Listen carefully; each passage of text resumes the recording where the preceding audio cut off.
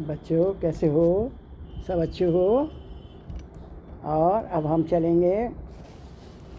अर्जुन भगवान को नमस्कार करते हैं। जब घबरा जाते हैं वो कहते हैं, भगवान कहते हैं, अर्जुन कहते हैं भगवान से, आप ही वायु, यमराज, अग्नि, वरुण, चंद्रमा, दक्ष आदि प्रजापति और प्रपिता में ब्रह्मा जी के पिता हैं।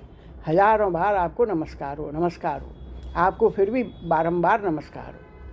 उसके बाद ये प्रार्थना करते हैं। तो हम पहले श्लोक से चलेंगे। आप सब अच्छे हो, सब बढ़िया हो, सब मंगल से हो। तो चलो अपन गीता कांड लेते हैं। नमः पुरस्तादत पृष्ठतस्ते नमस्तुते सर्वत एव सर्व अनन्तवीर्यामिति विक्रमस्त्वं सर्वसमाप्नोषि ततोषि सर्व। हे सर्वस्वरूप, आपको आगे से भी नमस्कार हो, पीछे से भी नमस्कार हो, आपको सब ओर से दसों दिशाओं से ही नमस्कार हो। हे अनंत वीर्य, असीम पराक्रम वाले, आपने सबको एक देश में समेट रखा है, अतः सब कुछ जगत में आप ही हैं। कुछ भी देखने, सुनने तथा सोचने में आ रहा है वह सब अविनाशी भगवान ही हैं। सखेति मत्वा प्रसभं यदुक्तं, हे कृष्ण हे यादव हे सखेति, अजानता महिमानं तवेदं मया प्रमादात् प्रणयेन वापि। यच्चावासार्थमसक्ततोषि विहारशय्यासनभोजनेषु, एकोऽत्यवाप्यं च्युततसमक्षं तक्षामये त्वामयहं प्रमेयम्। अर्जुन कहते हैं, आपकी इस महिमा को न जानते हुए मेरे सखा हैं ऐसा मानकर मैंने प्रमाद से अथवा प्रेम से भी हठपूर्वक बिना सोचे समझे हे कृष्ण, हे यादव, हे सखे, इस प्रकार जो कुछ कहा है।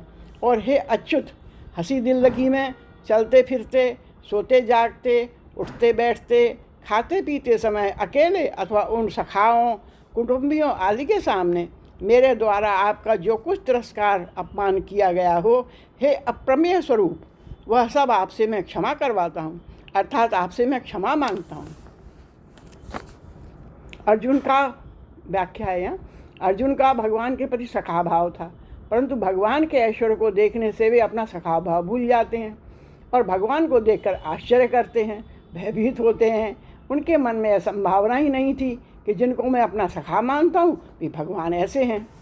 पितासि लोकस्य चराचरस्य त्वमस्य पूज्यस्य गुरुगिरियान्, न त्वसमोधस्य बधिकं कुतो न लोके त्रये दभ्रप्रतिम प्रभाव। संस्कृत के श्लोक गीता गायन के लिए ही है। आप ही इस चराचर संसार के पिता हैं, आप ही पूजनीय हैं और आप ही गुरुओं के महान गुरु हैं। हे अनंत प्रभावशाली भगवान, इस त्रिलोकी में आपके समान भी दूसरा कोई नहीं है, फिर आपसे अधिक तो हो ही कैसे सकता है। हमारी संस्कृत भाषा बहुत रिच है, बहुत धनी है और उसका गायन कितना मधुर है ये आप देख रहे होंगे। तस्मापणभ्यं प्रणिधाम कायं प्रसादये त्वामहमीशमीडं, पितेव पुत्रस्य सखेव सख्यु, प्रिय प्रियाहसि देव सोढुम्। इसीलिए स्तुति करने योग्य आप ईश्वर को मैं शरीर से लंबा पढ़कर साक्षात दंडवत करते हुए प्रणाम करके प्रसन्न करना चाहता हूँ। पिता जैसे पुत्र का, मित्र जैसे मित्र का और पति जैसे पत्नी का अपमान सह लेता है, ऐसे ही आप मेरे द्वारा किया गया अपमान सहने में अर्थात क्षमा करने में समर्थ हैं। अदृष्टपूर्वरिषितोऽस्मि दृष्ट्वा भयेन च प्रवर्तितं मनो मे, तदेव मे दर्शय देवरूपं प्रसीद देवेश जगन्निवास। जिसको पहले कभी नहीं देखा उस रूप को देखकर मैं हर्षित हो रहा हूँ और साथ ही साथ वैसे मेरा मन अत्यंत व्यथित हो रहा है। अतः आप मुझे अपने उसी देव रूप शांत विष्णु रूप को दिखाइए। हे देवेश, हे जगन्निवास, आप प्रसन्न होइए। किरीटिनं गदिनं चक्रहस्तं मिच्छामि तादृष्टमहं तथैव तेनैव रूपेण चतुर्भुजेन सहस्रबाहो भव विश्वमूर्ते। मैं आपको वैसे ही किरीट, मुकुटधारी, गदाधारी और हाथ में चक्र लिए हुए अर्थात चतुर्भुज रूप से देखना चाहता हूँ। इसलिए हे सहस्त्रबाहु, हे विश्वमूर्ते, आप उसी चतुर्भुज रूप से शंख चक्र गदा पद्म सहित हो जाइए। श्री भगवान उवाच मया प्रसन्नेन तवार्जुनेदं रूपं परं दर्शितुमात्मयोगात् तेजोमयं विश्वमनन्तमाद्यं यन्मे त्वदन्येन दृष्टपूर्वम्। श्री भगवान बोले, हे अर्जुन, मैंने प्रसन्न होकर अपनी सामर्थ्य से मेरा यह अत्यंत श्रेष्ठ तेज स्वरूप, सबका आदि और अनंत विश्व रूप तुझे दिखाया है, जिसको तुम्हारे सिवाय पहले किसी ने नहीं देखा है। न वेद यज्ञादनयनं दानेन चं क्रियाभिनं तपोभिरुग्रे एव रूपं शक्यम् अहं न लोके द्रष्टुं त्वदन्येन कुरु प्रवीर। हे कुरुश्रेष्ठ अर्जुन, मनुष्यलोक में इस प्रकार के विश्व रूप वाला मैं न वेदों के पाठ से, न यज्ञों के अनुष्ठान से, न शास्त्रों के अध्ययन से, न दान से, न उग्र तपों से और न मात्र क्रियाओं से तेरे कृपा पात्र के सिवाय और किसी के द्वारा देखा जा सकता हूँ। माते व्यथा मा च विमूढ़ भावो द्रष्टारूपं घोरमीदमेदं व्यपेतभिप्रीतिमनः पुनस्त्वं तदेव मे रूपमिदं प्रपश्य। यह मेरा इस प्रकार का अवगुण देखकर तुझे व्यथा नहीं होनी चाहिए और विमूढ़ भाव भी नहीं होना चाहिए। अब निर्भय और प्रसन्न मन वाला होकर तू फिर उसी मेरे इस चतुर्भुज रूप को अच्छी तरह से देख ले। व्याख्या देखते हैं। अर्जुन को भयभीत देखकर भगवान कहते हैं कि मैं चाहे शांत अथवा उग्र किसी भी रूप में दिखाई दूँ, हूँ तो मैं तुम्हारा सखा ही। तुम डर गए तो यह तुम्हारी मूर्खता है। जो कुछ दिख रहा है वह सब मेरी ही लीला है, इसमें डरने की क्या बात है।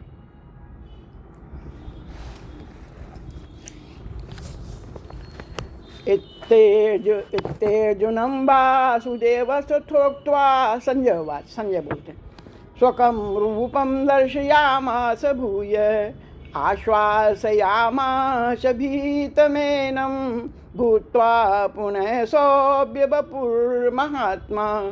संजय बोले, वासुदेव भगवान ने अर्जुन से ऐसा कहकर फिर उसी प्रकार से अपना रूप देव रूप दिखाया और महात्मा श्री कृष्ण ने पुनः सौम्य रूप दुभुज मानुष रूप होकर इस भयभीत अर्जुन को आश्वासन दिया। अर्जुन उवाच द्रष्टव्येदं मानुषं रूपं तब सौम्य जनार्दन इदानीमस्मि संवृत सचेता प्रगतिगता। अर्जुन बोले, हे जनार्दन, आपके सौम्य मनुष्य रूप को देखकर मैं इस समय स्थिर चित्त हो गया हूँ और अपनी स्वाभाविक स्थिति को प्राप्त हो गया हूँ। व्याख्या। द्विज मनुष्य रूप कृष्ण, चतुर्भुज रूप विष्णु और सहस्त्रभुज रूप विराट रूप, ये तीनों एक ही समग्र भगवान के रूप हैं। सुदुर्दर्शमिदं रूपं दृष्टवानसि यन्मम देवा अपस्य रूपस्य नित्य दर्शन कांक्षिणम। श्री भगवान बोले, मेरा यह जो चतुर्भुज रूप तुमने देखा है, इसके दर्शन अत्यंत दुर्लभ हैं। देवता भी इस रूप को देखने के लिए नित्य लालायित रहते हैं। यद्यपि देवताओं का शरीर दिव्य होता है, तथापि भगवान का शरीर उससे भी अधिक विलक्षण है। देवताओं का शरीर भौतिक तेजोमय और भगवान का शरीर चिन्मय सच्चित आनंदमय तथा अलौकिक होता है। अतः देवता भी भगवान को देखने के लिए लालायित रहते हैं। नाहं वेदेनं तपसा न दानेनं न च जज्ञा शक्यम एवं बहुविधे दृष्टुम दृष्टवानसि मां यथा। जिस प्रकार तुमने मुझे देखा है, इस प्रकार का चतुर्भुज रूप वाला मैं तो न वेदों से, न तप से, न दान से और न यज्ञ से ही देखा जा सकता हूँ। भक्त्या तनन्या शक्य होमिव अर्जुन ज्ञातुम द्रष्टु च तत्त्वेन प्रवेष्टु च परंतप। परंतु हे शत्रुत्रापन अर्जुन, इस प्रकार चतुर्भुज रूप वाला मैं केवल अनन्य भक्ति से ही तत्व से जानने में और साकार रूप से देखने में तथा प्रवेश यानी प्राप्त करने में भी शक्य हूँ। व्याख्या। वेदाध्ययन, जप, दान, यज्ञ आदि कितनी भी महान क्रिया क्यों न हो, उससे भगवान को प्राप्त नहीं किया जा सकता। उन्हें तो अनन्य भक्ति से ही प्राप्त किया जा सकता है। अनन्य भक्ति है केवल भगवान का ही आश्रय सहारा हो और अपने बल का किंचित मात्र भी आश्रय न हो। भक्ति से भगवान के दर्शन भी हो सकते हैं। यह भक्ति की विशेषता है। भक्ति से समग्र की प्राप्ति होती है। मत कर्मो मत मर्मो मत भक्त संगवर्जित निर्वेर सर्वभूतेषु यसमामेति पांडव। हे पांडव, जो मेरे लिए ही कर्म करने वाला, मेरे ही परायण और मेरा ही प्रेमी भक्त है तथा सर्वथा आसक्ति रहित और प्राणी मात्र के साथ बैर भाव से रहित है, वह भक्त मुझे प्राप्त होता है। व्याख्या। अनन्य भक्ति के 5 साधन हैं। भगवान के लिए कर्म करना।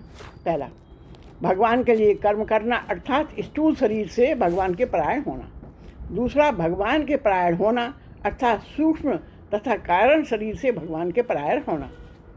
तीसरा, भगवान का प्रेमी भक्त होना अर्थात स्वयं से भगवान के परायण होना। चौथा, सर्वथा आसक्त रहित होना। और पांचवा, प्राणी मात्र के साथ बैर भाव से रहित होना। इन पांचों में प्रथम 3 बातें भगवान से संबंध जोड़ने के लिए हैं और अंतिम 2 बातें संसार के बराबर सबको समरूप से देखने के लिए हैं, पूरे संसार को समता से देखने के लिए हैं। एवं सतत युक्ता ये भक्ता पर्युपासते। अर्जुन बोलते हैं, ये चाप्यक्षरम अव्यक्तम तेषाम के योग वित्तमा। अर्जुन बोले, जो भक्त इस प्रकार 11वें अध्याय के 55वें श्लोक के अनुसार निरंतर आप में लगे रहकर आप सगुण साकार की उपासना करते हैं और जो अविनाशी निर्गुण निराकार की उपासना करते हैं, उन दोनों में से उत्तम योग वेत्ता कौन है? श्री भगवान उवाच, मय्यावेश मनो ये मां नित्ययुक्ता उपासते श्रद्धया परयोपेतास्ते में युक्त तमामता। श्री भगवान बोले, मुझ में मन को लगाकर नित्य निरंतर मुझ में लगे हुए जो भक्त परम श्रद्धा से युक्त होकर मेरी सगुण साकार की उपासना करते हैं, वे मेरे मत में सर्वश्रेष्ठ योगी हैं। ऐसे ही भक्ति में एक विशेष रस है। ज्ञान का रस तो स्वयं लेता है, पर प्रेम का रस भगवान लेते हैं। भगवान ज्ञान के भूखे नहीं हैं, प्रत्युत प्रेम के भूखे हैं। अतः प्रेम मुक्ति, तत्वज्ञान, स्वरूप बोध, आत्म साक्षात्कार, कैवल्य से ही भी आगे की वस्तु है। प्रेम को उन्हें सर्वश्रेष्ठ बताया। ये तमक्षरम निर्देशम अभक्तम पर्युपासते सर्वत्र मगम चिंतम यः कूटस्थमचलम ध्रुवम सन्नयमेन्द्रियाग्रामं सर्वत्र संबुद्धये ते प्राप्नुवन्ति मामेव सर्वभूतहिते रता। बड़ा प्यारा श्लोक है। और जो अपने इंद्रिय समूह को, हाथ, कान, नाक, पैर, मन, चित्त, बुद्धि, और जो अपने इंद्रिय समूह को भली भांति वश में करके चिंतन में न आने वाले, सब जगह परिपूर्ण देखने में न आने वाले, निर्विकार, अचल, ध्रुव, अक्षर और अव्यक्त की तत्परता से उपासना करते हैं, वे प्राणी मात्र के हित में प्रीति रखने वाले और सब जगह समबुद्धि वाले मनुष्य मुझे ही प्राप्त होते हैं।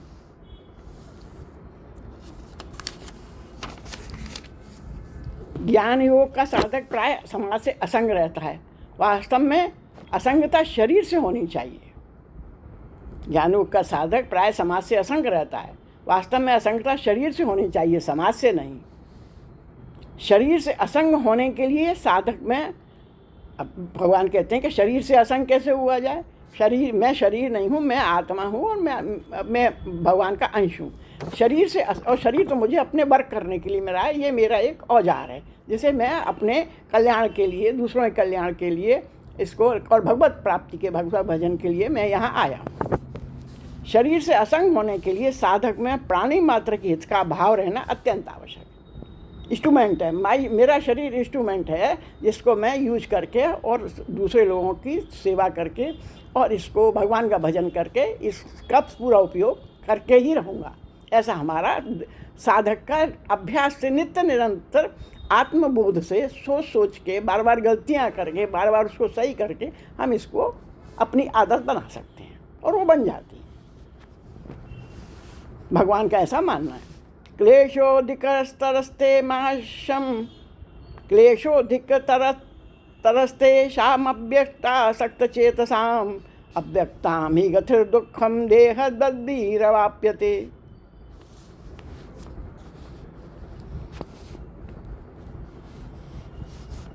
ये तो सर्वाणि कर्माणि मयि सन्न्यस्य मत्परा अनन्येनैव योगेन मां ध्यायन्त उपासते।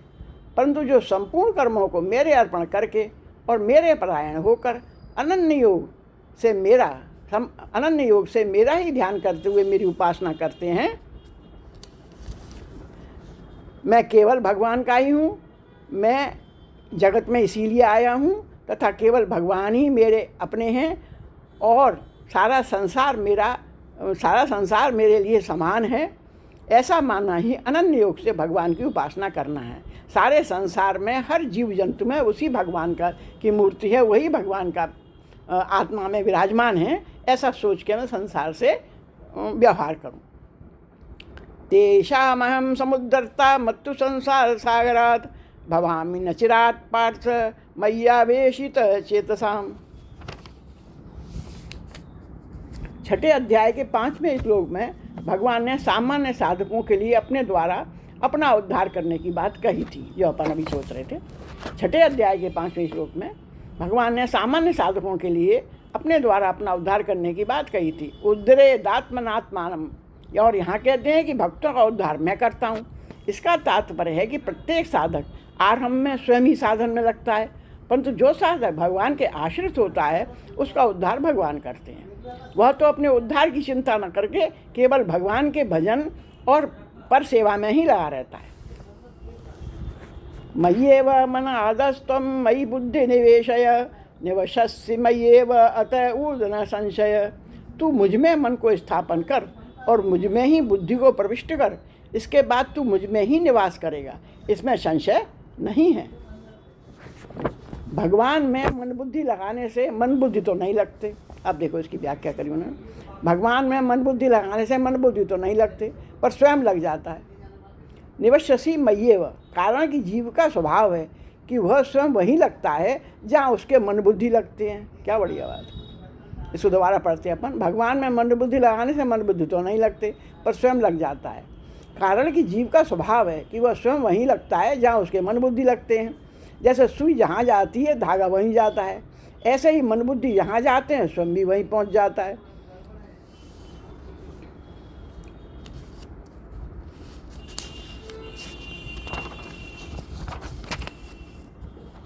अथ चितं समाधातुं न शक्नोषि मयि स्थिरम् अभ्यासयोगेन ततो मामिच्छाम तु धनंजय। अगर तू मन को मुझ में अचल भाव से स्थिर अर्पण करने में अपने को समर्थ नहीं मानता, भगवान कह रहे हैं अगर तू मन को मुझ में अचल भाव से स्थिर करके अर्पण करने में अपने को समर्थ नहीं मानता, तो हे धनंजय, अभ्यास योग के द्वारा तू मेरी प्राप्ति की इच्छा कर। जो अपन ने अभी विचार किया था, मन का निरोध करना अथवा मन को बार बार भगवान में लगाना अभ्यास है। मतलब मन का निरोध कैसे करना? जैसे कोई खराब विचार आए और वो विचार का कोई मूल्य नहीं है, पर वो हमने देख लिया, हमारे मन में बैठ गए, तो हम बार बार उसी का चिंतन कर रहे हैं। तो हमें क्या करना? उस समय भगवान के भजन करना, भगवान का चिंतन करना, भगवान की गुण लीला सुनना, भगवान के भजन सुनना, है ना। तो इस तरह शास्त्र पढ़ना, अच्छे शास्त्रों का अध्ययन करना, मनन करना और बड़े बड़े बुद्धिमानों से, बड़े बड़े बुद्धिजीवियों से उसको सुनना, मन का निरोध करना अथवा मन को बार बार भगवान में लगाना अभ्यास है।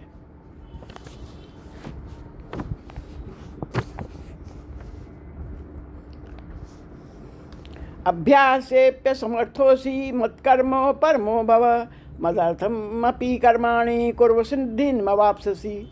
अगर तू अभ्यास योग में भी अपने को असमर्थ पाता है तो मेरे लिए कर्म करने के परायण हो जा।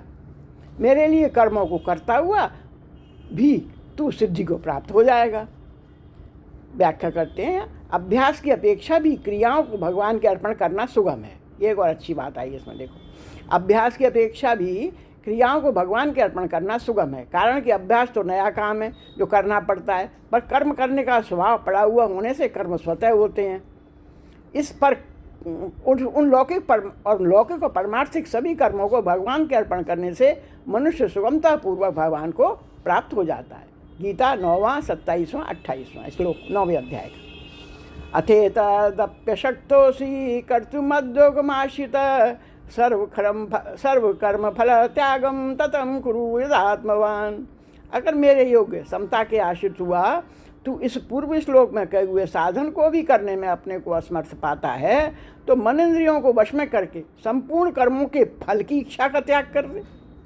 और भगवान सरल बात बताते, यदि साधक संपूर्ण कर्मों को भगवान के अर्पण न कर सके, अर्थात भगवान के लिए सभी कर्म न कर सके, परोपकार के लिए सभी कर्म न कर सके, तो उसे फलेच्छा का त्याग करके कर्तव्य कर्म करने चाहिए।